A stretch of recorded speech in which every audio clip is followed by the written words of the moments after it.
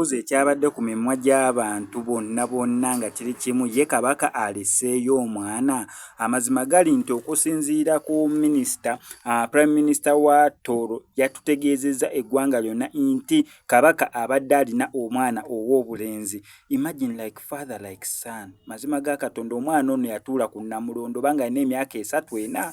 Around myaka 3-4 awo we yatuulira ku Namulondo paka kati lwafudde. Kati imagine omwana gwalese baby yagenda gituula kalina emyaka emeka. Maama we n'amugaidinga, Ssaabasajja Kabaka n'abeerawo okubeera nga amugaidinga, buli omu ng'afuba okulaba nga agaidinga omwana ono paka we yakula n'atuuka okubeera nga yeetengeredde, n'atandika okubeera nga alamula nga ye ng'omuntu. Naye nga taata we yafa akyali muto, obuvunaanyizibwa n'abutandikirawo nga muto, tannaweza na myaka 5. N'atuula ku Namulondo. Imagine omwana tannaweza myaka 5 n'atuula ku Namulondo. Right now kati naye afudde. Omwana gwalese omuto. Babadde tebannamu aniveiringa na mu lwatu.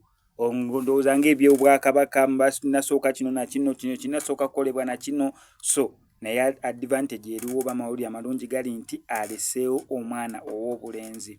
Awo omusaayi gusigale nga gutambula. Omusaayi gusigale kati omwana ono ow'obulenzi naye wanaakulira awase azaale.